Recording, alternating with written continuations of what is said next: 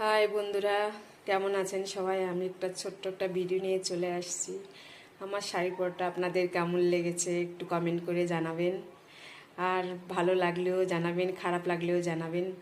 আর আমি শাড়িটা পরে একটু এদিক ওদিক ঘুরু ঘুরু করছি। ছেলেটাকে বলছি, বাবু দেখ আমার শাড়িটা কেমন লাগছে, ঠিকঠাক আছে? ও বলছে হ্যাঁ হ্যাঁ ঠিক আছে, আমার ঠিক আছে। তারপরে আবার একটু আঁচলটা দিয়ে একটু ঘুরু ঘুরু করছি, আর ও হাসছে।